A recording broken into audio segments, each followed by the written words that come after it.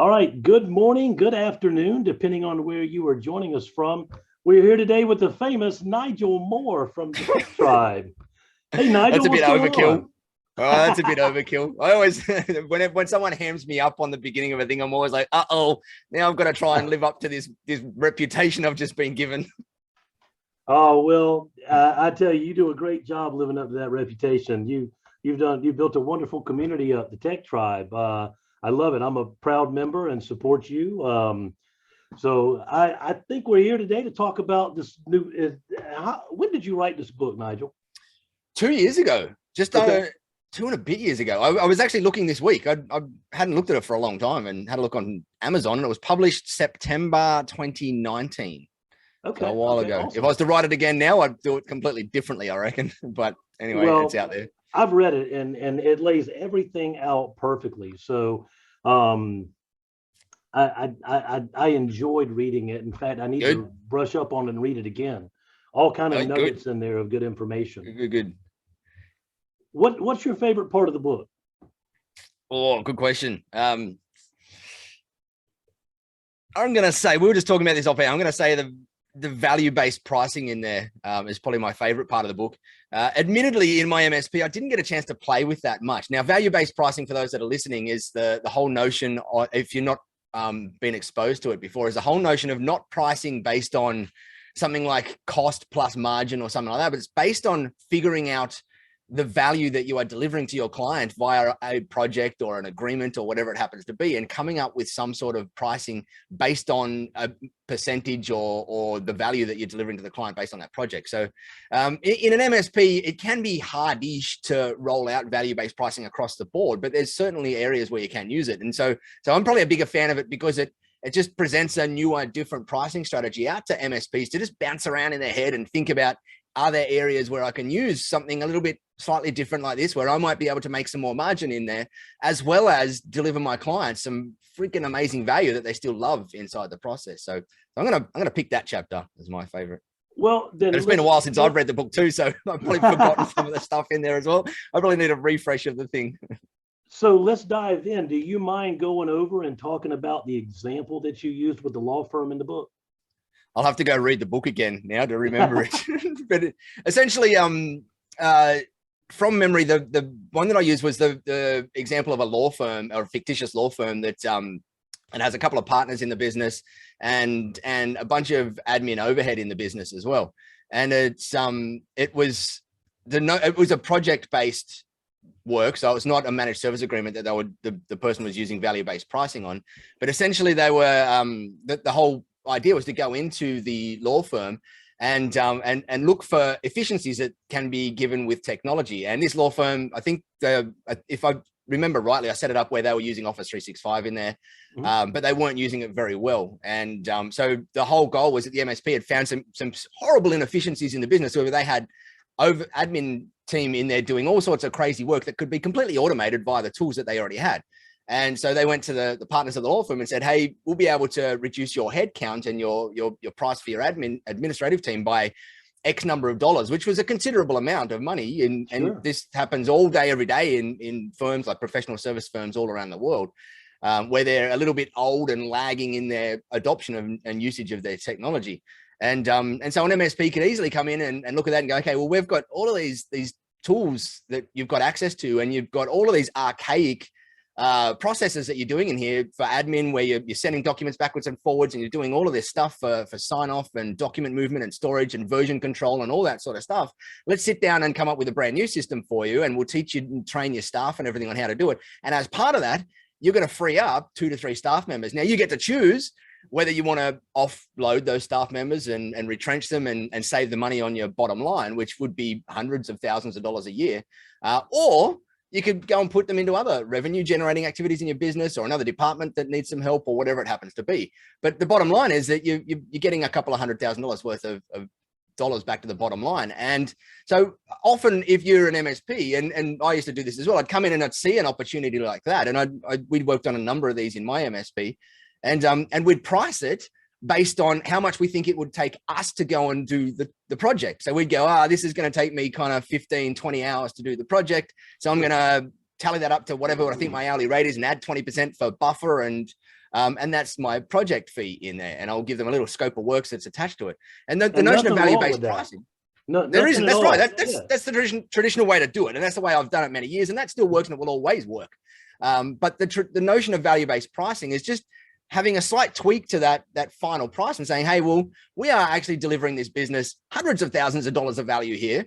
The fact that it's taking us 20 hours is actually not relevant to the pricing in there. We don't have to make it relevant to the pricing in there. We could make it a little bit more and say, hey, if we could save you $200,000, would you give us $50,000 in there, or $20,000, or whatever it happens to be, more than the $4,000 that you originally quoted in there?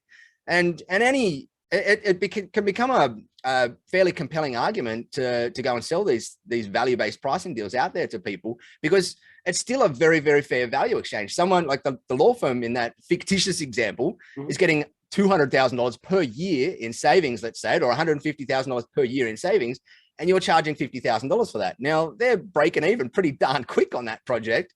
They're not going to get that same return putting that $50,000 in a stock market, or probably even into their own business out there.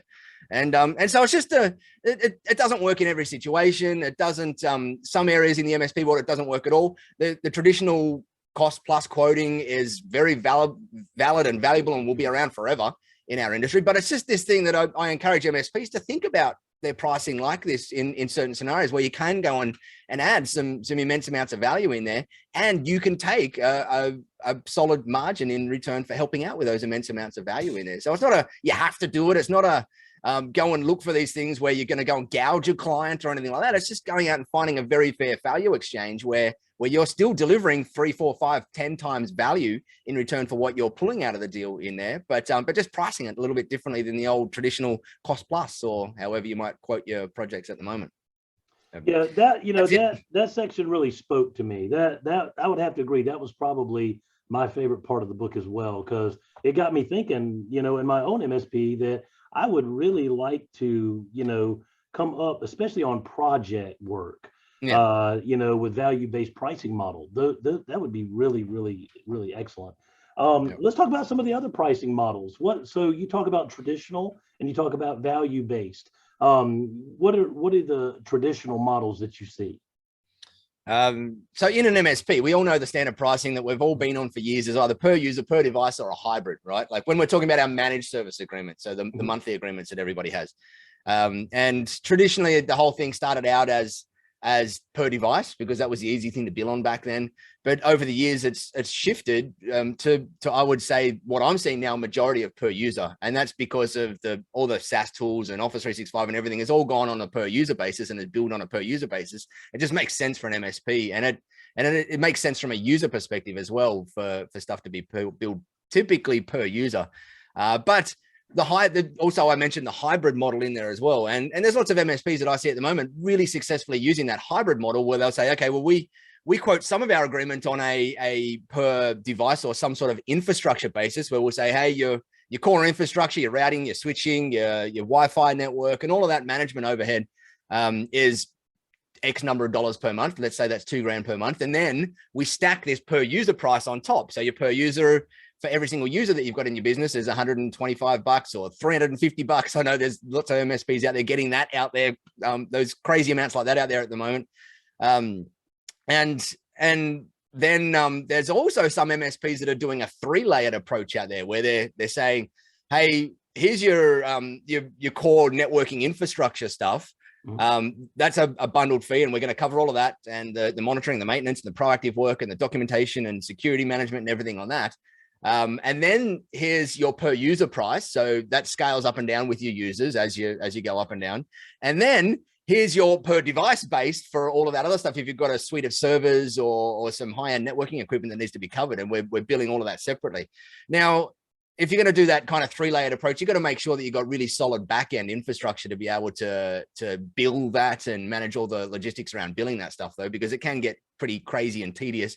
And you don't want to be doing that for 5-seat companies or maybe even 10-seat companies. You want to be making sure that you've got a reasonable sized business that you're doing a more complex pricing model like that for. The MSPs that I see doing it are typically dealing in the 50 to 250 seat range that they're working on that one for. But most MSPs can often get away with just a very basic per user model out there that doesn't go too crazy. You can either choose to bundle in all your cyber offerings and stuff like that, or have that as a separate offering that's stacked on top of there. But there is what I will say is that I see and I hear lots of other, I'll call us all industry gurus for want of a better word, but people that like to talk about and coach and train and educate about all the different ways that you can do pricing. And I see a lot of people out there say, hey, you have to do pricing this way. Like it's the only way to do it, or you have to do it this way, which is my way. And if you're doing it any other way, you're stark raving mad. And my advice to that is that's not correct. There's many MSPs using every single type of pricing model out there wildly successfully, wildly profitably, and doing a good job of it. And you've got to pick what works for you in your marketplace and your business and your selling capabilities, your sales confidence, your client types and everything out there. And you don't need to go to the model that everybody, or that you might see someone saying you have to go to this model. Sure, each model has its pros and each model also has its cons out there, but don't be fooled into thinking that you have to go to a particular model just because someone else said that you have to go to that model. Do your own due diligence in your own marketplace and figure out, hey, maybe this other model here where maybe I've got 3 plans versus 1 plan, or maybe it's just per user instead of having this 3-layered per user per device or whatever is good enough for me. And in most, what I like to call small MSPs, which is what I used to have, a nimble MSP, because it sounds a little bit nicer than a small MSP. And I'd say for most small MSPs out there, you really don't need a complicated pricing model out there. You've got to start with the basics, and you can complicate things as you get bigger, but start with the basics and start with just one of the, like when we talked just then, I talked about the good, better, best, those where you've got a good plan, a better plan, and a best plan, and you layer options in between them. A lot of nimble MSPs can get by with just a very basic version of 3 plans out there, the good, better, best plans.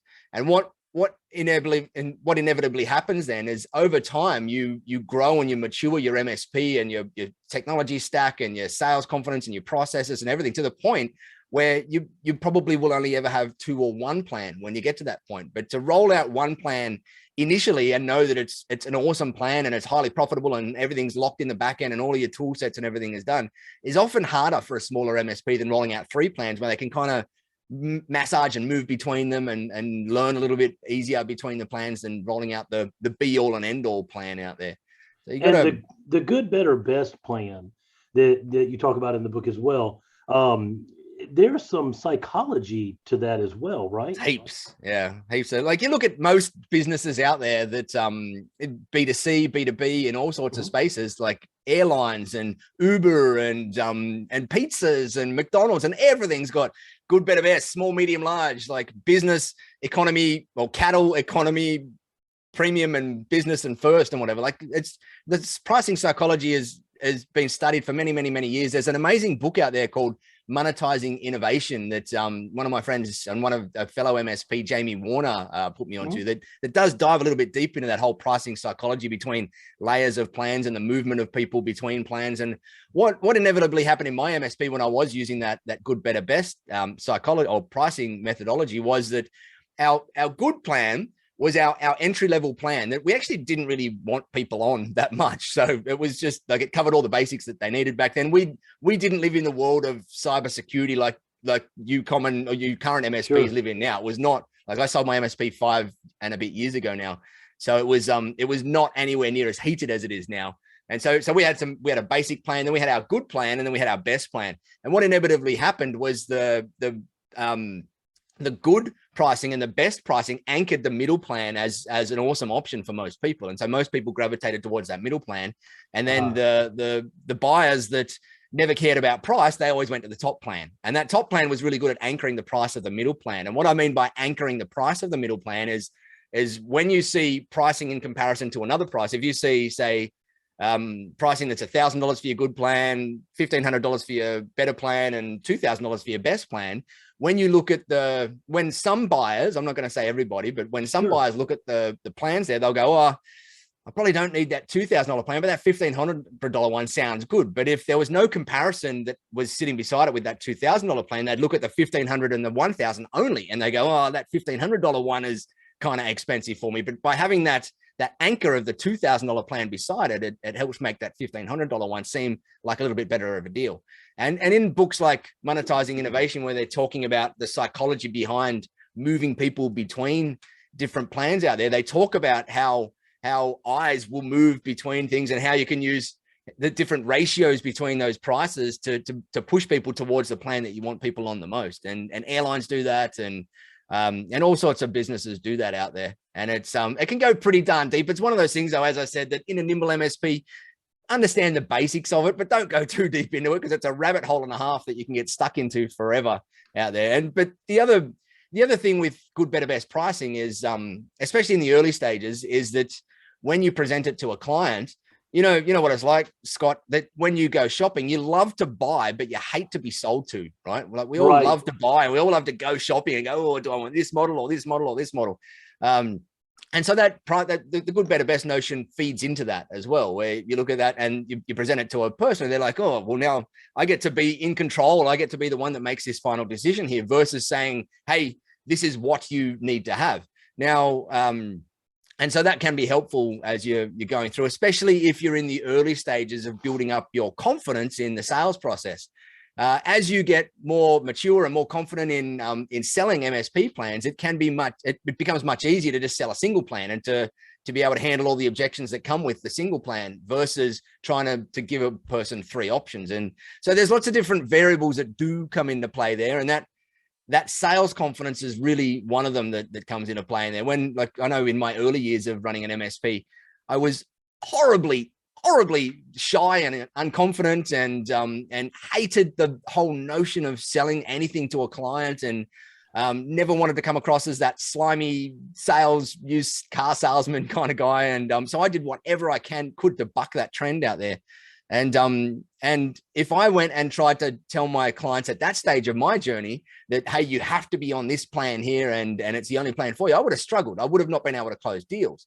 But because I was at that stage in my journey, I was giving the good, better, best notion out there. It made that sales process a little bit easier for me to get through and help clients move on to deals, which got me past the hump of starting and building a business. And so you got to, that's what I like to tell people, is as you're making these decisions around whether you should do good, better, best, or whether you should do user, device, whatever it happens to be, just fill yourself up with awareness around the pros and cons of each model out there, and then make a decision based on everything that you know about that model, and all the good stuff of that model and the bad stuff of that model, and how it works for you. And then just pick a decision, go with it for 6 to 12 months. Nothing is set in stone. You can always tweak and fine tune and change. And I had to do that a number of times in my MSP, and it can be scary to go back to a client and say, oops, I completely wildly priced your agreement totally wrong. And so we've got to go and double it now. I've had some conversations where I had to double agreements in there. How does that look? Oh man, like the nerves when you're building up to that day to go out and tell a client that you've had to double it. And here's an example where I did this in this particular scenario. I didn't double it, but I think I had to add at least 50% to the agreement to make it profitable. And so I'd quoted an agreement to a client in my early-ish years where I didn't have mature price understanding and cost understanding of how to roll these agreements out. And I went and quoted this agreement, and it was probably $2,500 a month or something. So it was kind of a smallish agreement, but still significant for me at the time. Sure. And but then when we were using our PSA, and we were tracking all our time entries and putting everything in there, and we were doing our gross margin agreement reports every month, and we're looking at that agreement, and it's popping up like 20% gross margin when all our other agreements are like in the 40, 50, 60, 70% gross margins. This one was popping up regularly 20%. And I'm going, oh man, I've priced this one horribly. They need more help. They've got a slightly more complicated infrastructure than what I thought they had. And so in our, what we called our TBRs, our technology business reviews, I went and sat with a client. And luckily I had a ridiculously good relationship with this client. I said, here's some data. Like I've screwed up when I've priced this agreement because we didn't know enough about your business and whatnot. And I had some empirical data with me. So we used to use BrightGauge at the time, which was an amazing KPI tool, which pulled all this data out of our PSA tool and RMM tool. And so I had my report that was showing all the ticket types that we had for this particular client. And we used to do line of business support for this particular package that they were on. So we would help out with first level line of business support for their POS system in there. And that was what was killing the agreement. We were doing lots and lots and lots of support for that POS system in there, which I'd said we'd include as part of the agreement, but I completely underestimated it. And so I sat down with them and said, look, we love working with you guys. You guys love working with us, hopefully, but I've wildly underpriced it. Like you can see here, the biggest problem is that like this POS thing here, you can see the number of tickets that come in for this POS tool is just killing us and overloading us. And we really want to keep doing it. But to do this, I've got to move the agreement up to here. And the client looks at me and goes, Nigel, like seriously, the POS guys are crap. You guys are awesome. All we want to do is deal with you guys. I'm surprised you haven't charged us more already yet. Just send me the new bill and backdate it and update me for the previous bills. And I went, oh, I was worried about easy. This. It was that easy. I was worried about that whole conversation. But that easiness was not because of that day. It was because of the relationship I built with this client and the trust that I built with this client over a many year period. But that was an example, and I went through that same example a couple of times where I'd wildly underpriced agreements, and it was similar results each time. That one was the best result because we even went back and I was able to go and rebuild some previous ones where she said she'd do it because she said she knew how bad the line of business vendor support was, and that my team had to go and deal with them sometimes, and she just knew that her team loved dealing with my team, and was willing to pay whatever the heck it took for us to take that pain off her plate. And so I guess the takeaway from that story is don't be scared. Don't be scared to just do it. And it's business, right? Like business is always an ever-changing thing. And so I was quite often, like in my early years of my MSP, based on a whole bunch of beliefs that I had growing up, my whole thing was never, ever, ever upset the apple cart. Don't like, you should always do whatever you possibly can to appease other people at your own expense, at my own expense all the time. And so I was always, always, always scared of going and ever having any conversation with a client where they might not feel perfect in that conversation, or they might not feel amazing in that conversation. And that meant that I always felt not amazing in different things. I was always putting myself last in all of these things. And it took me many years to get over those beliefs that I also need to go and be happy doing what I'm doing. Otherwise, I'm going to drain myself and I'm going to burn myself and I'm going to run a business that I hate. And I'm not going to make any money out of it. And I'm not going to be able to scale. I'm not going to be able to spend time with my family. And I'm not going to be able to earn the money that I want to earn and have the impact I want to earn out there. And to be able to do all of that, I have to be okay with having uncomfortable conversations from time to time.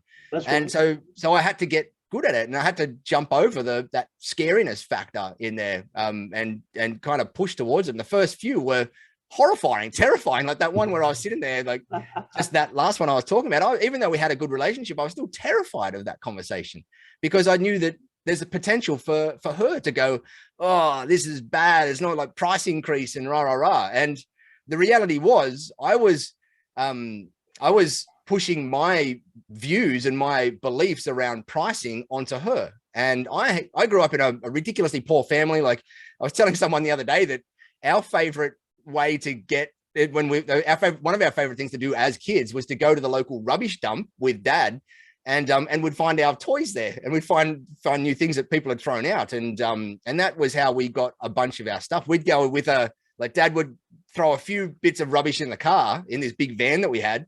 And then we'd all drive up to the tip and would throw those few bits of rubbish out. And then we would absolutely fill the car to the roof of stuff to take back home, which would be new toys and electronics for me to pull apart and play with and all sorts of stuff. And so we grew up with no money. And so I ended up having horrible, horrible, horrible beliefs around money. And I used to push those beliefs onto my clients' decisions in there. And that used to happen with that particular client as well, where I'd be worrying so much about them worrying about money when in reality, they weren't worrying about money. They were worrying about far many other things in their business. Like how can they make sure their team is efficient and pushing along and got access to all the tools and whatnot. They didn't care.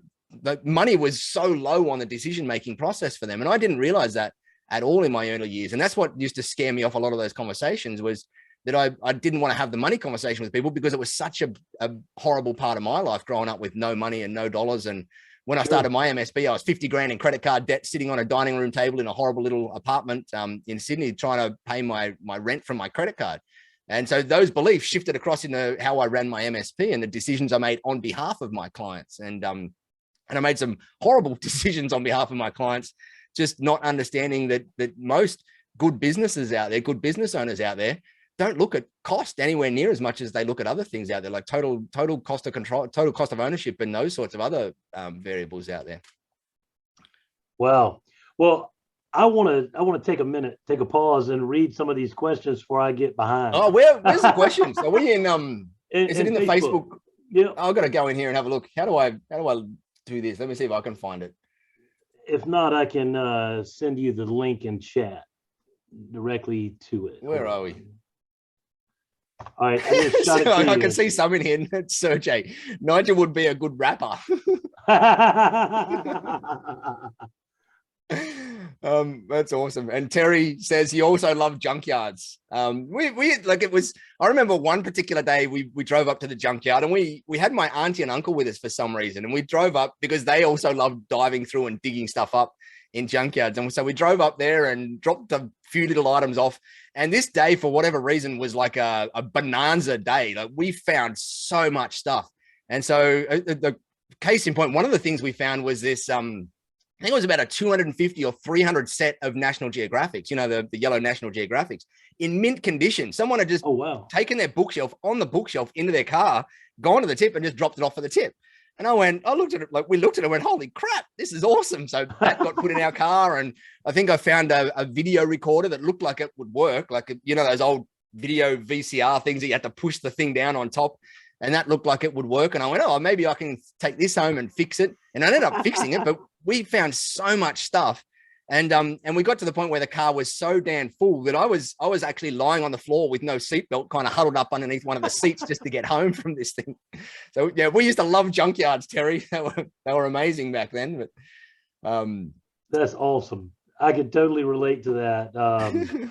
I used to go with my father a lot to the salvage yards, but right, those were all vehicles and wrecked cars. So yes, yeah, that was pretty interesting. But I would have loved to do that. So Aaron Campbell, getting on the road. So I'm going to drop my question and listen in the car. I'm interested in switching to a per staff pricing, but how would you handle verticals like schools where there are few main staff, but a bunch of volunteers and temps that also use the computers? Same question seems to apply to a few of my hospitality clients. How to account for the floaters that are not main staff, but occasionally require support? Great question. So we had, one of our clients was a large hospitality client with about 120 head office staff and another 500 to 600 floaters, as you would call them, like people working in kitchens and stuff like that. And so this, like, if we went and charged everybody the full per user pricing, it would have been just ridiculous for all these people that just had email addresses and whatever it happened to be. And so we had the notion of a standard user and a light user, and the light users just had a very limited scope of what we'd cover in there. They didn't have a computer coverage or anything like that. They would typically use a bunch of shared computers in there. And so and I've seen that happen in schools as well, where an MSP will go and quote a school. We didn't have any schools as clients, but an MSP will go and quote a school, and they say, okay, your staff that have got a computer and they're doing this and that and whatever, they're on this premium plan, part of the plan here, like the standard pricing or whatever it happens to be, or like you could call it full coverage or whatever it happens to be. And then students, if you're just looking after like an RMM tool on their laptop and maybe some level 1 help desk support on laptops or whatever it happens to be, you can have that on a light plan in there. And you can say, hey, all of these students are covered on might be half the price of the standard plan or whatever it happens to be. You got to figure out what that pricing works for you based on what you're going to include in it. But that's to me one of the ways that I've seen that work best. The other way, like when you look at the hospital scene, so the medical space, where I know there's a number of MSPs that work with hospitals and big medical centers out there, and those sort of ones, quite often, because the staff is so transient and it's 24/7 and all sorts of stuff, those ones there can often be better suited to a per device thing, because you just got a bunch of these devices, or that hybrid where you say, okay, we're going to cover your per devices, and then we're going to have a much lower rate for your per user, so we can still scale up and down your users, and we still do user support for their personal device or maybe their phone, and making sure that their accounts are looked after in their Azure and all that sort of stuff. But it might be a very, very low price compared to the per device price in there. So there's a few different ways to approach it. My personal favorite was just in the hospitality space was to have that multi types of per user. So a standard user and a light user in there, and just explain to the client in the scope what the difference is between the two. And Rune says, this sounds like my experience as well. I've always talked about my prices as high And the customers agreed until I stopped mentioning how expensive I thought it was. Now they just go for it. That Yep, sounds like the best way to do it then. it is. And sorry, you go, Scott. No, I was just going to read the next one, but I think this is getting back to the junkyard. It is. Terry talking about junkyards. But Rune, with that one there, at one stage in my sale, let's call it my sale journey of going through sales confidence, I got to this point where I thought that when I sat with every client or every prospect, that I should lead off by saying, hey, just want to start the conversation straight away to say, hey, we're not going to be the cheapest out there. We're probably going to be further up in the more expensive range of things because we're premium and blah, blah, blah, blah, blah. And I went through all that crap. But then I realized that was, I thought I was, when I got to that point, I thought, oh, I'm maturing up in my thing. And I'm telling people that I'm kind of not the cheapest anymore. And I'm not focusing on price and I'm not differentiating on price. I'm telling people that we're expensive. But then I realized that we're not expensive when we do things properly. It's the total cost of ownership that people care about. It's not the sticker price when you're getting up into the 30, 40, 50, 100 seat clients that are the good clients to have. They're not looking at the price of the bottom line on the managed service agreement quote. They're looking at the total cost of ownership of this thing in here. What efficiencies and how are they going to make your business better, or how's the MSP going to make your business better? And so then as I started maturing past that layer, I then started having those conversations with clients around total cost of ownership in there and what it costs when you pick a bad provider, and making sure that I help them understand that you might go and pick the cheapest provider in this bidding war, if we're in a bidding war at the moment. But you've got to realize that when you pick the cheapest price out there, what often happens is it ends up being the most expensive agreement of all. The cheapest sticker price will become the most expensive one because you're going to have much more downtime. You're going to have staff that are cranky because the response times are horrendous. You're going to have no account management in there, and you're going to have all of these things that are going to add to the total cost of ownership in there versus detract from it. And so when you're making your decision, Mr. and Mrs. Client, please don't look at sticker price in there, because if you do, you're probably going to make a horrible decision and it's going to cost you years and years and years down the track. Please have a look at, as you're making your decision, around all the other stuff that we talk about in here, and the value that we can bring to your business in terms of business process engineering and all of that sort of stuff in there. And I feel like that to me is when I got past that whole thing of trying to say, hey, we're the most expensive, and nearly wearing it as a stamp of honor on my chest. When I got past that, it was a little bit easier to then have real proper business level conversations about TCO, total cost of ownership, and all that sort of stuff. And it was it's all part of the sales confidence and business maturity journey that we all go through, learning these different things. In the early stages of my MSP, I was always like, we're the cheapest. Like, I'll beat any price out there and whatever. And I was proud of that when I was going and doing that and whatever. And then I got kicked in the butt over that and realized that, that's not the best way to go. And then I thought, okay, well, let's be the most expensive instead. So then I went out and I'm trying to be the most expensive instead. And that was not the way to go either. I think the better approach for me in the long run was just that, figuring out the real value to it and making sure that clients are making the decision on total cost of ownership, not sticker price on a bloody MSP agreement out there. So. Well, I do want to, well, let me go back. I'll hold that question. Aaron's coming back now. In terms of good, better, best separation to show value difference between tiers, do your values heavily focus on tools as separators? Separators, yeah. Or is it better to be based on service differences? I don't want to jeopardize the quality of my service tool stack because someone wants the least expensive, but also like the simplicity of a standard stack across all service levels. Awesome question. Awesome question. That shows just Aaron asking that. There's a big layer of maturity in you, Aaron asking that question. Now, I battled with that for some time in my MSP. Did I separate things based on our response times, like the service side of things, like response times, or how often we attend on site, or whatever it happens to be, or do I base it based on tool set differences? And over time, I came to hate differentiating based on tool sets and enjoy differentiating based on the service. And so one of the most successful good, better, best offerings that we had in our MSP was that the tool set was exactly the same across the board. SLA was exactly the same across the board. So whether you're on a good, better, or best plan, your SLA / your guaranteed response times were exactly the same. There was none of this on the good plan, you get a 1 hour response time, and on the better plan, you get a 2 hour response time or anything like that. I tried that and realized how horribly complicated that is in the back end and non-necessary as well. And so we got to the point where our good plan was literally just a remote only plan, and they just paid for on-site visits. Our better plan was a remote unlimited, but and a scheduled on-site visits. And that could be a scheduled weekly, a scheduled twice a month, or a scheduled monthly, or a scheduled quarterly on-site visit. And then the unlimited plan at the top end, or the best plan at the top end, was unlimited remote, unlimited on-site. And that one worked really, really well for us. Bear in mind though, this was 6-7 years ago I was selling these agreements. And so the industry has shifted again since then. And nowadays we've got, it's much, much, much easier using augmented, like the help desk services out there and the knock services out there, to be able to provide 24/7 support much, much, much easier nowadays. And so that becomes less of a differentiator out there nowadays, but still a strong one. I think in terms of tools now though, I do see some MSPs differentiating on tools at not at the base level, not at your core level, but at the let's call them, and I don't want to use this word because it's like in cybersecurity, there's like typically most of us MSPs will say, oh, like we want all our clients to have all our cybersecurity stack, right? Like they need everything. They need the SOC and the CM and the threat hunting and the application whitelisting, and they need all of this stuff.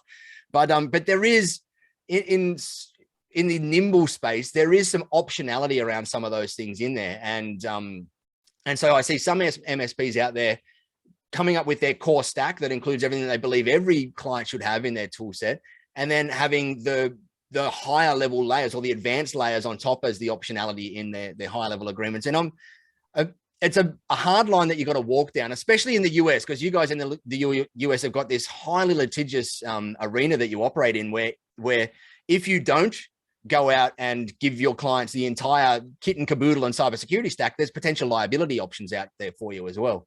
And so there's a lot of nuance to how to answer that in your MSP, but I do see some MSPs going and having that tool set separation in there as well, but based on the advanced layers of stuff in there, not the baseline, making sure that the good plan out there just covers everything that you believe and you're willing to stand up in a court and say that an MSP should have, or sorry, a client should be using as part of their cybersecurity stack. So it's a great question, Aaron. There's no perfect answer to it, but my preferred preference is that if you are going to do a good, better, best, differentiate more on service inclusions than you are going to differentiate on tool inclusions, mainly because of that liability out there. And because the reality is most small businesses out there need a very, very, very, very, very similar baseline stack. And especially if you're running an MSP, one of your goals is to align all of your clients towards your baseline technology stack out there. And if you start to differentiate all your plans on that stack, it can get wildly confusing in the back end as well for you. And in nimble MSPs, the goal is to have so much simplicity in there that doesn't stop you from scaling and doesn't stop you from growing. It doesn't stop your service delivery team from going, like, is this client this, or is it that, or is it this, or is this included, or is that included? And do we have to try and reconcile every single month all our cyber things to make sure that the gold plan or whatever it happens to be has all of these? Like, it didn't get wildly confusing. And you got to bring it back to the simple basics and say that everyone, like, you got to consider that notion that I spoke about, where everybody has the same SLA, everybody has the same base cyber stack in there and whatever, and then differentiate on other variables. Other variables that you can differentiate on are things like that optionality based things around business technology, engineering and improvement stuff out there. And so you might have either you might call it a VCIO role, or even just one of your level 3 engineers that's awesome at going into that fictitious law firm and spotting opportunities where you can go and help them reduce headcount in a department, or go and help them be faster at doing a particular thing or innovating faster. And you might include 1 or 2 or 3 meetings a month where you're doing business process reengineering or technical process reengineering for them as part of your one of your higher level plans, rather than differentiating on help desky kind of stuff and the stuff that's really commoditizing on the bottom layer at the moment. So there is lots and lots of different ways to skin that cat and go between them, but my preference is to err on the side of service-based stuff in there and err above the layer of the necessary that people need. I want to go back a minute. You said something just a minute ago about the liabilities were different for cybersecurity. in America than in other places. Can you kind of go talk about that? You've sparked my curiosity. Well, your legal system is madness over there from what I hear. Like I hear horror stories, like absolute horror stories over there of MSPs getting run over the coals, and not just MSPs, like any industry getting run over the coals for these, what I would call completely, the word escapes me at the moment, but just these crazy scenarios that would never, ever even stand up a day in court over here in Australia or in the UK and whatnot. And I think that translates in the consumer world, where there's all this crazy legal action over it. Like anybody will sue anybody for anything if they've got a good enough lawyer that can jump onto it. But it also happens in the MSP world. And so people are like, insurance companies are always looking to shift blame as much as they possibly can when there's a risk of a payout. And so in the US, I see horror stories in this crazy heightened level of litigious society where everybody defaults, or not everybody, I'm painting with a pretty broad brush there, but there is a much higher proclivity to people to go and take things to court before anything else out there. And that means that you've got a higher risk in an MSP over there versus out here, where we'll typically, and I'm generalizing here a little bit, but we'll typically have that point of, let's just go and battle it out over a beer at the pub versus going and taking it to legal first. And that's a broad generalization I just made there. But here in Australia, we do tend to try and sort things out a little bit. And this is, from my perspective, we tend to sort things out a little bit more before it has to hit a legal-based scenario versus over there. And so if you're an MSP in the US, you've got to battle with that higher litigious state that you're in, knowing that you've probably got a pretty good chance if something does get hit with a cyber attack or whatever it happens to be, and there's insurance involved, that there's going to be legal battles involved in there as well. The insurance are going to throw legal at it as much as they can to protect themselves and not have to pay out. So it does get scary. And I have, even in Europe recently, I've seen some horrible stories of MSPs get run over the coals by the courts over there and be found guilty, like be found culpable of a client getting hacked, and the MSP found guilty of not protecting them enough and not making them aware enough and not taking the whole role and notion of security enough. And one of the horrible ones that I saw in Europe that happened was an MSP that, and I'm going to probably bastardize the story here, but it is, just know that it's very close to what I'm saying here. It's probably not exactly right, but it's very, very close, in that the MSP was looking after this client. They had quoted the client a new backup system in there, and they'd recommended it to the client, and the client had ignored it and just never got back about it.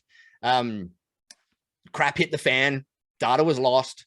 The clients went to their insurance. The insurance went and sued the MSP and won. And the reason was that the MSP didn't push hard enough and didn't give the case seriousness enough to the client that those backups were really necessary, even though they'd quoted them and told them all about it and whatnot. And that opened, like, it's kind of, when you hear things like that, it opens up the floodgates to all sorts of different scenarios that can happen out there. And that's why we, inside the Tech Tribe, one of the templates that we've got is what's called a declination of service letter.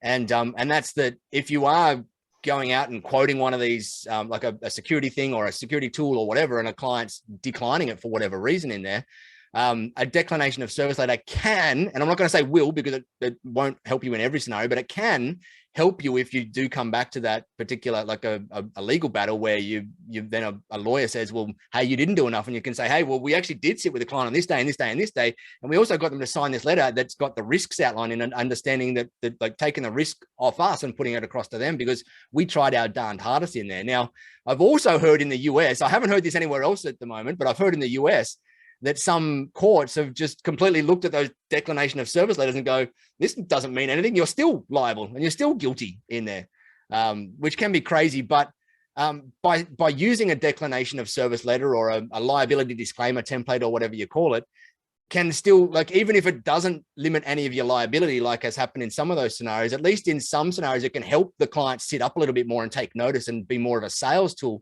for them to go, oh crap, like if my MSP is getting this serious and heavy on me and forcing me to sign this paperwork to say that I understand all these risks, then maybe I am not making the right decision here by saying no, maybe I should say yes in there. And so It's a crazy world that's out there, and you got to try and just protect yourself at every opportunity you possibly can, and make sure you got good insurance and whatever in place. But ultimately, it comes down to those good relationships with your clients, and to getting them to the point where they trust that you're making the right decisions out there. And if you do have clients out there that are always making bad decisions all the time, you got to seriously consider whether them making bad decisions could potentially cause you some serious problems in your MSP, and then whether that risk is worth you keeping them on in your business in the long term, or moving them along to somebody else out there.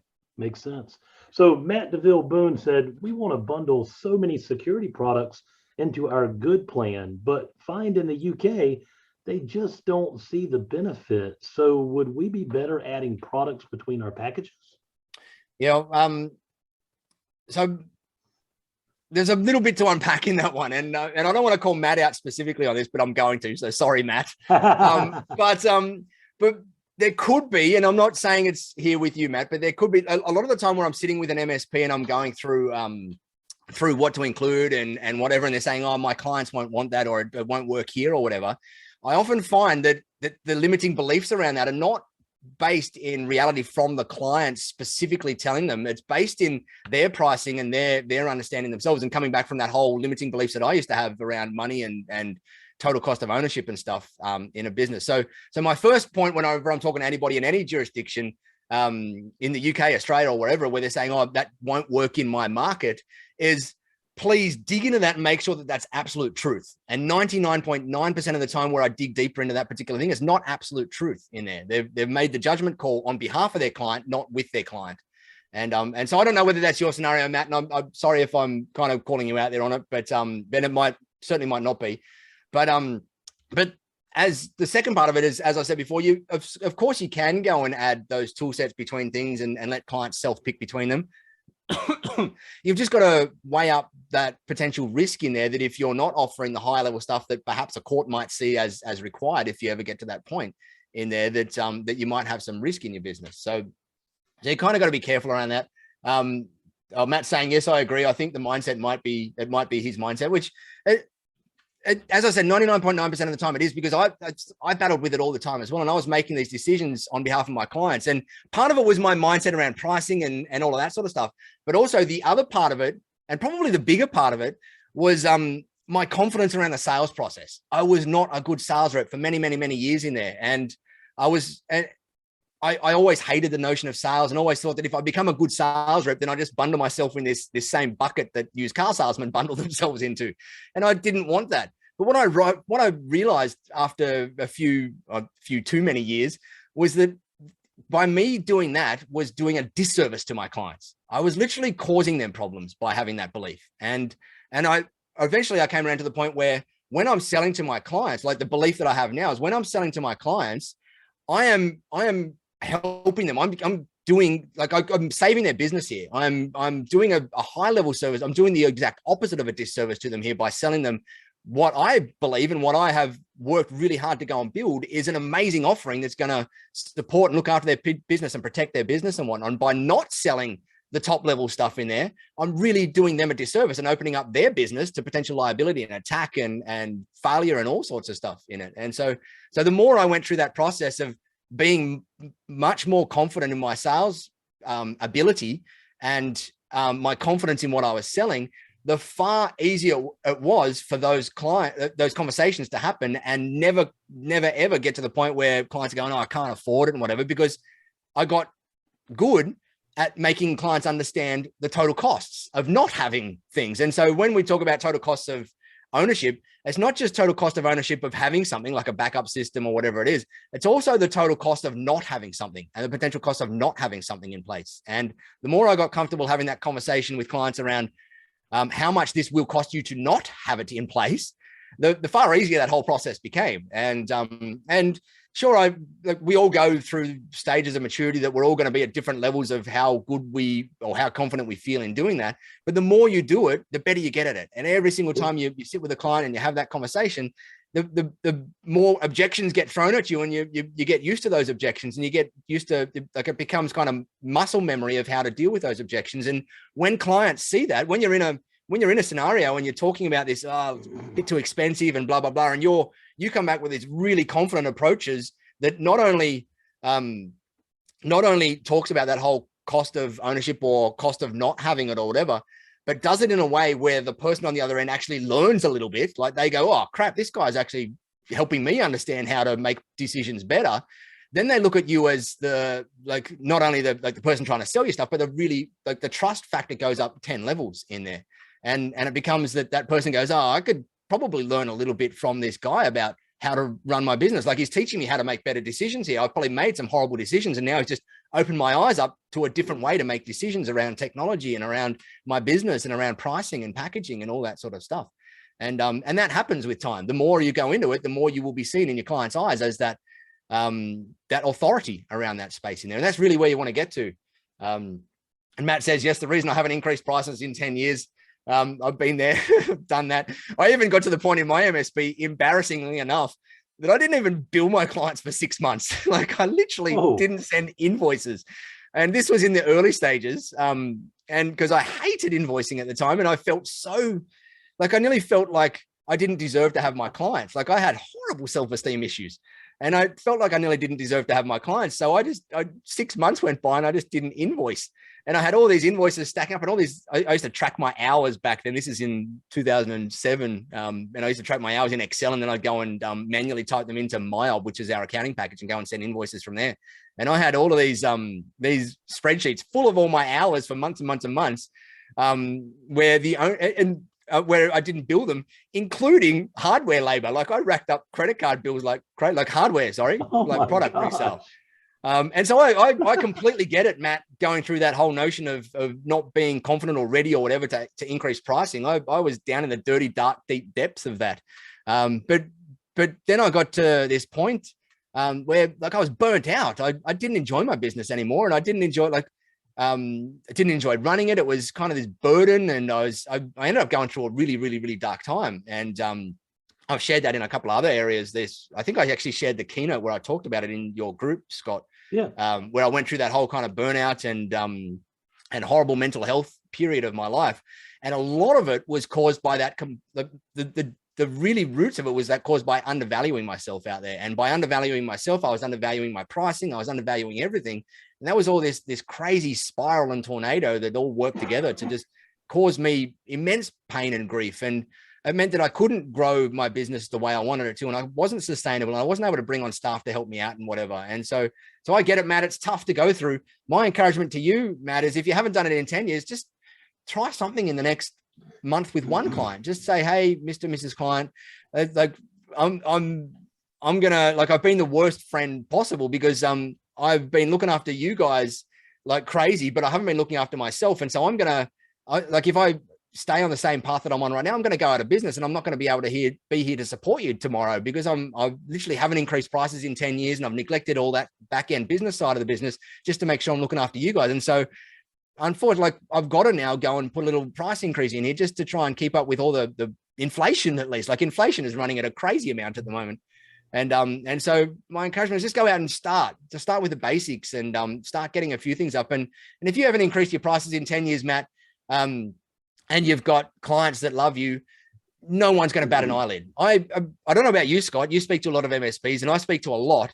I have never, ever, ever, ever, ever yet, hand on heart, heard an MSP lose a client from increasing their pricing, ever in my life. And I always thought I would lose clients from increasing pricing. I never did. And then I've spoken to hundreds and hundreds and hundreds of MSPs, and I've never yet, and I'm sure that happens from time to time, but as yet, I've never heard it happen. And so my encouragement to you, often when I did it, as I said, the client would go, oh, I was kind of waiting for that to happen because I felt like we weren't paying you enough in there for it. That typically is what happened more than a client complaining about it in there. I think we might have had one or two clients have a bit of a grizzle or a whinge, but we had 150 clients in our MSP and we increased prices a number of times in there. So having two have a bit of a grizzle and whinge out of probably 600 different scenarios of a price increase in there is not bad in there. And that's all I had to deal with. So, well, and your clients will understand. I mean, I'm sure in your business, they raise rates too. 100%. And when we used to raise our rates as well, we used to, one of the things I used to try and do with clients from time to time is is when we're going through a process of doing something, I would be educating them on why we're doing it, encouraging them to do the same. And so that process of thinking about decisions from a total cost of ownership, when I'm in the sales process, I would be encouraging them to do the same in their business. And the same with pricing. When we did pricing increases, I'd be saying, hey, by the way, if you haven't increased your pricing in any period of time, now's a really good time to go and do it with your clients out there. And I'd be throwing that little bit of education in there as well. And talking about things like inflation ain't 2% at the moment. Like inflation is going up like a charging along like a wounded bull right now. Yeah. And so it means right now, Matt, if you haven't increased your prices in 10 years, what you've done is decreased your prices probably 50% during that time, just from inflation, maybe more, probably more during that time, which is not good for you. You've really got to look out for number one, you. And the reality is if you don't, there's going to come a time where you're not going to, like, something's going to happen and you're not sustainable. You lose a big client or a whale client or whatever in there, and you're not sustainable. And all your other clients are going to be affected because of that. And they're going to be affected. Maybe you won't go out of business, but you might be in a bad mind space, headspace, or you lose the passion to do the work or whatever it happens to be. And that means every one of your clients gets affected by that. And that's ultimately when you're raising your pricing, you're doing it for your clients, not to your clients. You're doing it for them to make sure that you're there and you're available and you're sustainable and you're happy to keep delivering the same awesome level of service that you're doing now. Mitchell Robert, he said, we jumped 25% last year, was also worried as hell, but pushed and had no issues. We had 2 drop their packages down as they really didn't actually need the full package. The price was good, which is why they took it, but still have all the clients. Yeah, that's awesome. Yeah, so everybody go raise your rates 100%. I mean, that's the outcome of this call. Who's on here? Go and raise them now. Burek has just broken my darn streak. We did lose clients increasing pricing. It helped, but he said there it helped us get rid of some clients that we didn't really want and didn't know how to get rid of, which is another way to go and increase pricing out there. Or another way to help move clients along that you don't want them is by increasing the pricing to a point where it does make sense for you, but probably doesn't make sense for them. But you've just broken my streak. I had not heard of anybody losing clients by increasing pricing yet. So thank you for ruining my winning streak. Well, I've kind of got an oddball question for you, Nigel. I know we're coming up on the hour here, but that's all right. You talk about where you were years ago before you started the Tech Tribe, when you were running your, as you call it, a nimble MSP. What would you today, if you could go back in time 10 years ago and tell Nigel Moore, what would you tell him? Obviously, like there's so like everybody would like to hear a tactical thing, I'm sure, but the reality is everything hinged on that belief in myself. Right. And so my whole business, my whole everything hinged on my belief and my love of myself, for want of a better word. And I'm not trying to say that with a big head kind of thing, but actual just feeling, having a deep respect of me as a human. And so my biggest thing, if I was to look back 10 years ago to me, is Nigel, go and work on yourself. You're not looking after yourself. You don't care about yourself. You're not putting yourself number one in this world. You do deserve to live an awesome life and to have an awesome life and whatever. Focus on that. Go and figure out what you got to do to feel like you deserve that out there, because everything else becomes easier when you feel like you deserve good in the world. And it took me a year. Like I went through working with high performance coaches, and at one stage I got diagnosed with clinical depression because I was going through that horrible stage. This was back in that 08, 09 kind of period.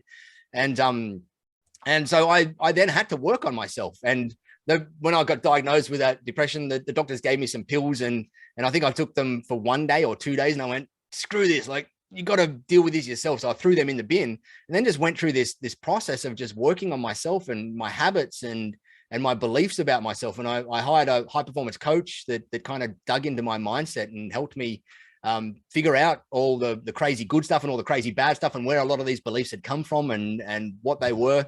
And the more I worked on all of that stuff, the easier life became, the more fun life became, the easier it was to have uncomfortable conversations. The more I believed in my pricing, the easier it was to deal with team members, the more fun I had with my team, like all of that stuff, everything became easy the more I dealt with all the stuff that's like what I call head trash, all the crap that goes on in here.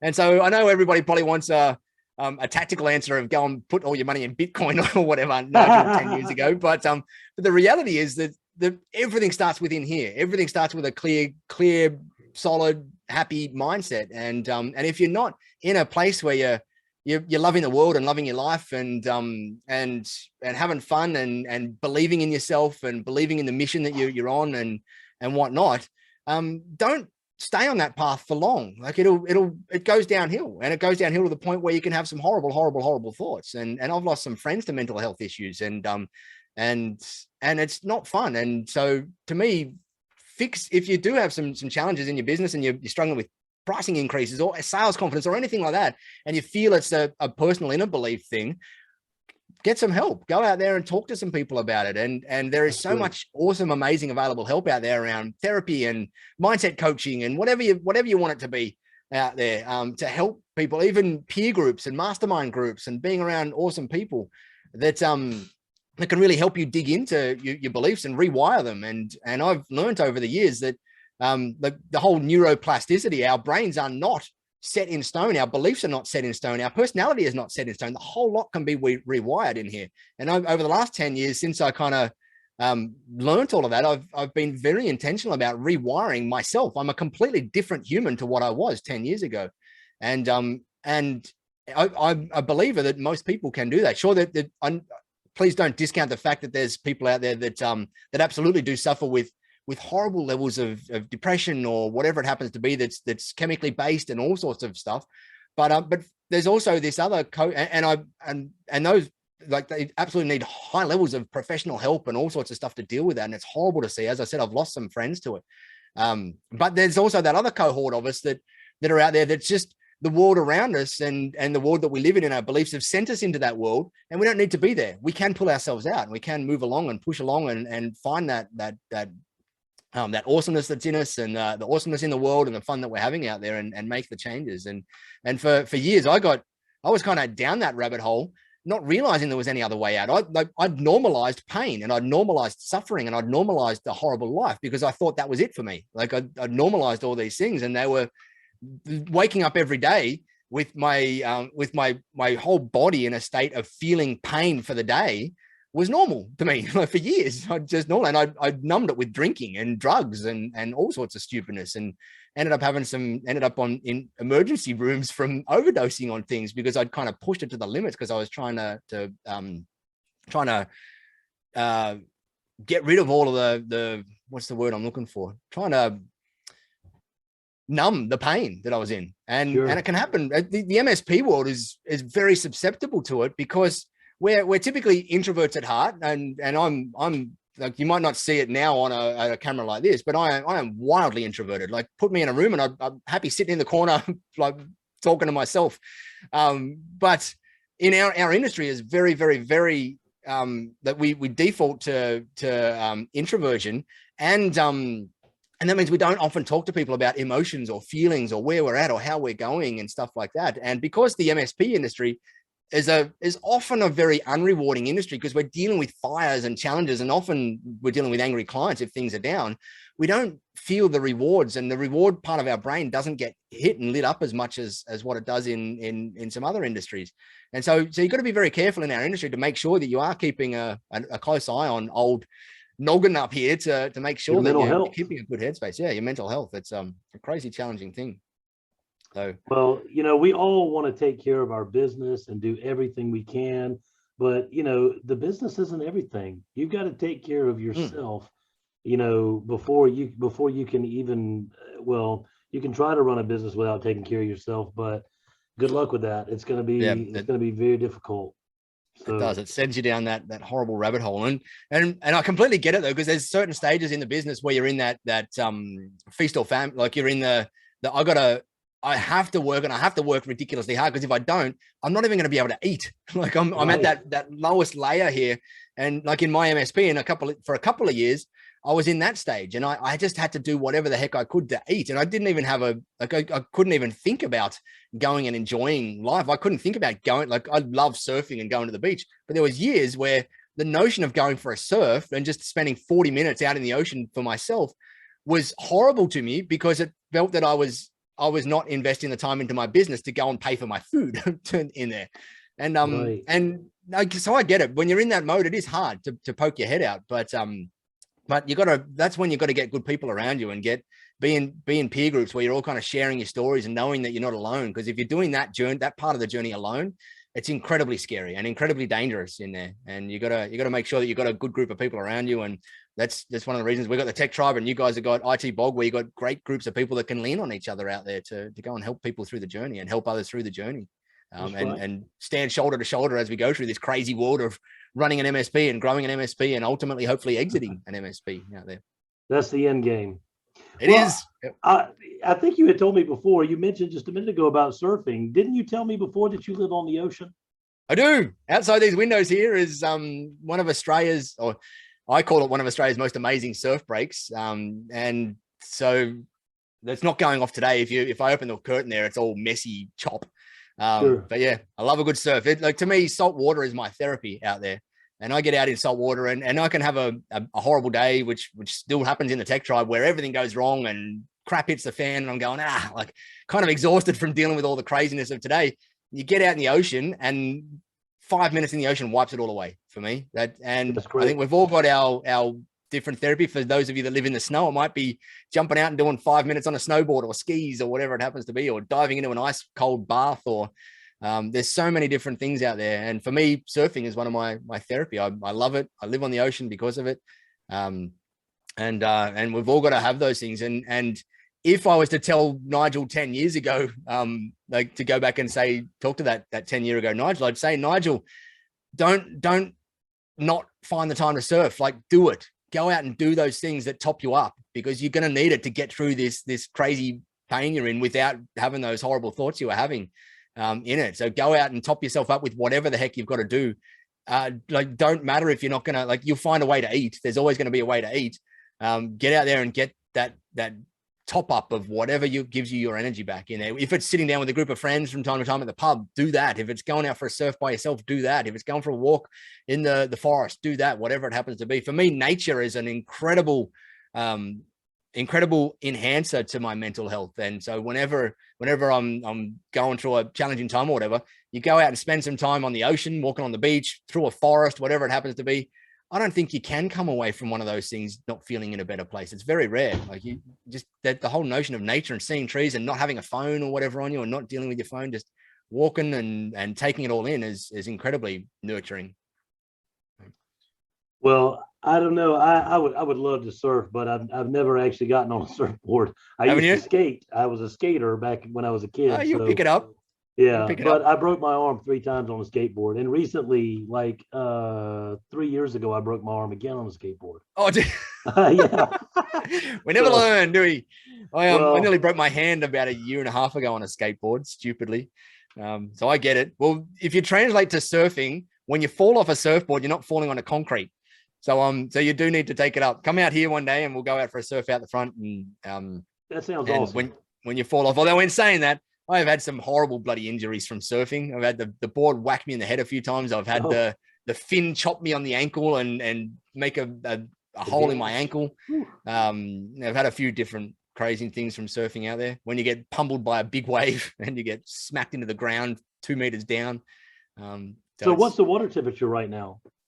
Oh, it's warm. It's probably about 23 degrees here out the front at the moment. Which is the warmest we will have it each year. And then during our winter, it gets down to 16 degrees. This is Celsius, so not yeah, Fahrenheit. I was thinking, I'm like, wait a minute, 23 degrees is cold. No, Celsius. So I don't know what that converts to. Maybe someone knows that better than I do. But that's warm. That's when you first dive into 23 degrees, it's kind of slightly cold, but after you're in there for 2 or 3 minutes, it's like you're in a warm bath. Yeah, that was nice and warm. And then in winter, the lowest we get to is 16 degrees Celsius, where you can get by without having a wetsuit. I can surf in shorts. If it's a nice sunny day, I'll surf in shorts in 16-degree water. When you dive into the water, you do lose your breath for a couple of moments, but whatnot. But I'm also one of these crazy guys that has a cold shower every single morning, and I have for many years. And this week, I've got a new toy arriving. I've got a full custom built powered ozone filtered ice bath arriving at my house. Oh, what's the which story behind that? Does that clear you up mentally? yes, that's one of the things. So mental strength and whatever in it. But there's also a bunch of science coming out, or that's been coming out for years around the benefits of cold exposure and cold plunges out there in terms of regulating your nervous system and all sorts of different systems in your body. And so not only the mental health or the mental benefits of it are huge. Like for me, in winter, jumping in and having a cold shower every day, you build up a mental fortitude that you can dive into anything hard to because diving into a cold shower is pretty bloody hard in the winter out here, or especially in Europe and probably parts of the US that are cold. Sure. And when you build a mental fortitude to be able to dive into it every day, but then the awesome stuff is that you come out of a cold shower feeling $1 million. And so every day I get to start my day feeling $1 million. And I've got a sauna as well downstairs. So you get that's changed between the two, where you like the contrast, where I'll go and have a 20-minute sauna and you're dripping like sweat and you're sweating out all the toxins and whatever. And then I'll go and dive into the ice bath and it's the polar opposite. And you come out of that, not like, even if there was no health benefits, just the feeling of coming out of that and starting your day feeling like $1 million is worth its weight in gold to me. But there is a ton of science. If you want to go and study some of the crazy people out there, like Wim Hof, there's a guy in the world called Wim Hof, who is also known as the Iceman. He's the guy that climbed, I think he got to base camp of Mount Everest just in a pair of shorts, no shoes or anything in there. And he's very deep in the science behind what cold exposure and cold therapy can do to you out there. And so I'm very looking forward to getting my ice bath out here. So I've done it a number of times, but not at home. But now I get a chance to be able to do it at home every day if I want to. And so I'm wildly excited to get to it and get some health benefits out of it, but also the starting the day feeling like $1 million and the mental benefits out of it as well. Well, I can't say that I've never taken a cold shower, but I don't remember taking a cold shower. So tomorrow morning, I'm going to take a shower and I'm going to make it cold just for you, Nigel. And I'm going to see I'm going to hope my day I'm glad you'll be tomorrow. I'm glad you'll be thinking about me in the shower. Well, not like that, but I'm going to see if I have a great day tomorrow. Very good. Have a good day, but very good. What's the temperature for you at the moment? What are you outside? 50 degrees in South Carolina.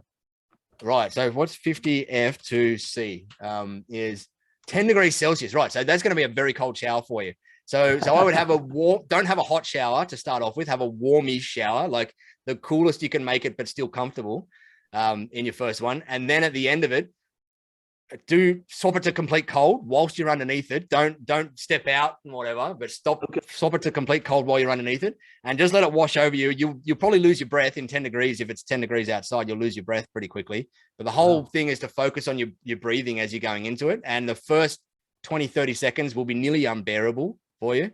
Wow. But if you push through, once you get to the 1 to 2, like my cold shower is a minimum 2 minutes at the end. And like today, during summer out here, I don't use the hot tap whatsoever. I'm just cold every day because the water out of our taps is pretty warm in Australia during summer. But in winter, I have to do a minimum of 90 seconds to 2 minutes that I'm standing under that cold, and that's breath work is what helps you do it in there. But Terry Ulan said, "Well, I came back at the wrong time."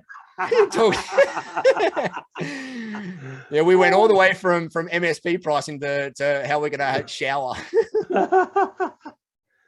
That was awesome. Well, Nigel, this has been fun. We're going to have to do this again sometime. I've enjoyed the banter and the knowledge, the expert knowledge around the book, the Package Price Profit book by Nigel Moore. I would encourage everyone, it's a very quick read. If you haven't taken the time to read the book, get the book, go out and read it. You'll definitely get some nuggets of information out of it like I did. I wrote down 2 things, Nigel, when I was reading the book recently that I got out of it, value. One was value-based pricing is the way to go. I felt like, anytime you can do value-based pricing, that's you're going to play around with it a little bit. I'm going to play around with it. Can I just pause you just on that before you get to the second one? There's an amazing book by, I think his name is Alan Weiss, ALANWEISZ, I think it could be. Let me just find it for you. But it's all about value-based pricing and fees. And it goes, like my little chapter in there's a tiny little thing in there. But this one goes very deep, and it's called Value-Based Fees, How to Charge. I think this is the one. Yeah, value-based fees, how to charge and get what you're worth by Alan Weiss, Weiss.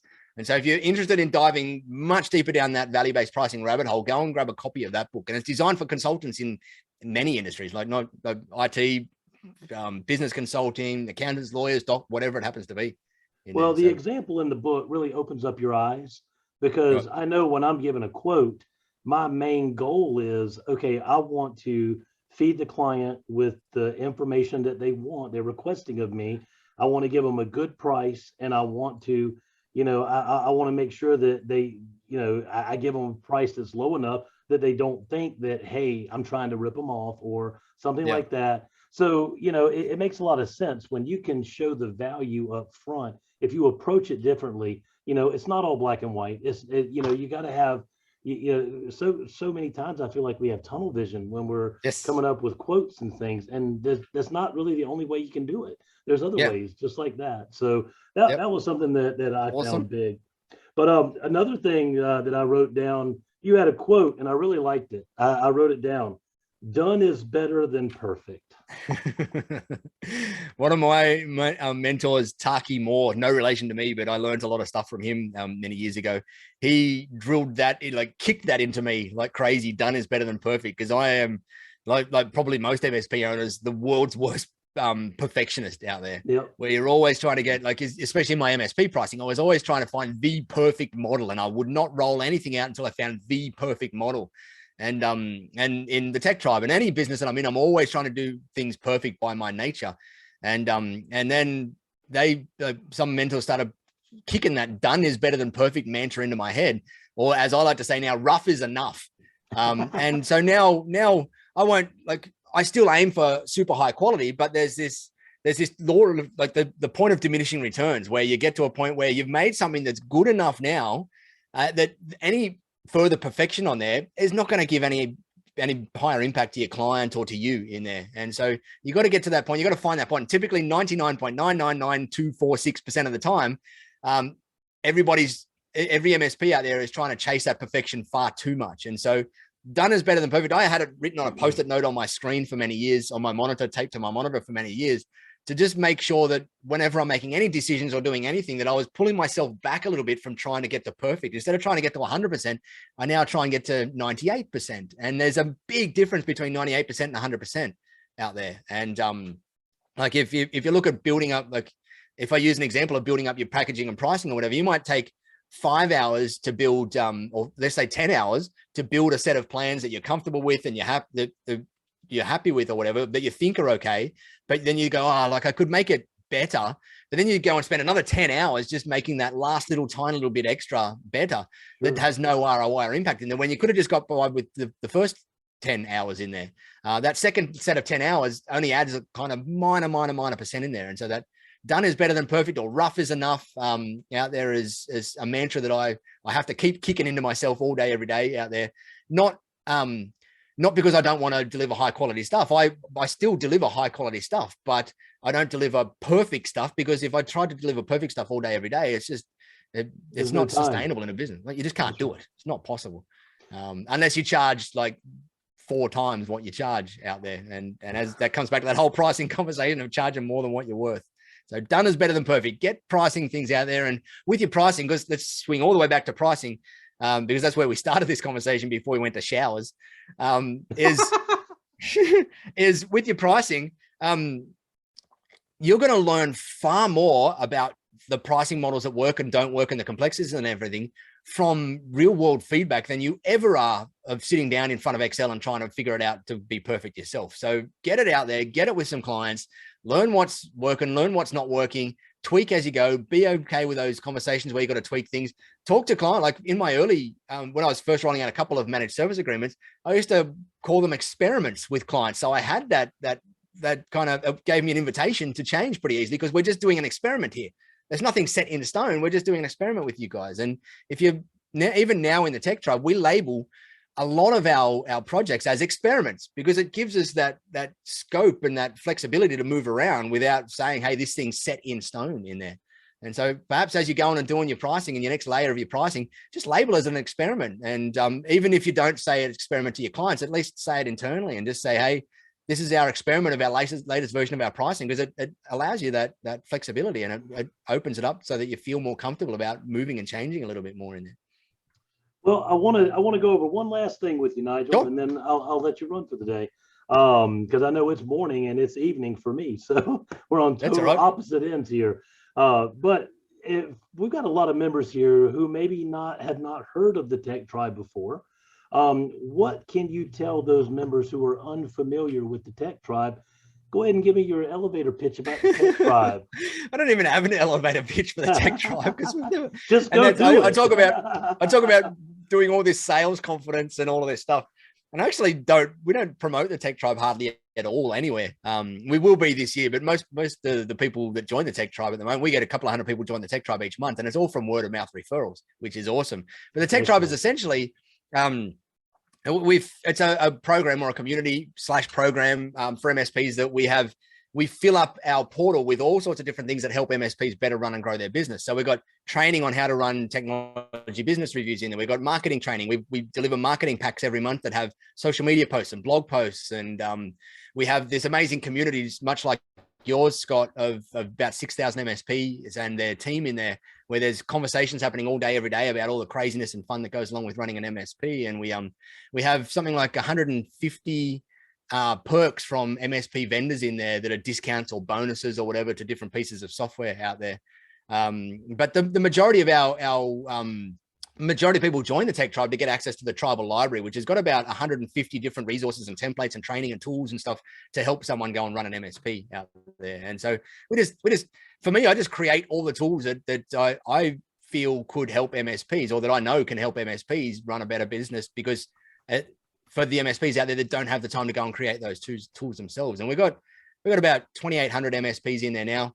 The whole promise, or the thing that I have inside the Tech Tribe, is that there is no monthly, there's no lock-in. Like, you can join 1 month, you can download every single thing, you can watch every single video we've got in that 1 month, pay $49 and cancel next month. It's literally, we have one plan, $49 per month. Everybody's on the same plan, no lock-in contracts, no anything. You can come and join, and if you like it, you hang around. If you don't like it, you press the cancel button, and we part as friends. And so that's it. It's just a place that we go and create as much amazing stuff as we possibly can to help all you nimble MSPs go and better run your business out there. And for anybody who is looking to join the Tech Tribe or get more information, just go to www.thetechtribe.com and make sure you do /ITBOG. Oh, yeah. And that will let them know where the traffic came from. So, well, Nigel, thank you so much for the time today. I appreciate it. I hope your day is off to a great start. And we'll do this again sometime. It was great. Thank you for having me. And thank you, everybody, for all the good questions in the chat and the banter in the chat. Mitchell says, do we really part as friends? Really? Always. I've still got, there is actually ex-Tech Tribe members that joined, I'm still friends, that joined, and for whatever reason, it just doesn't work for them or their MSP.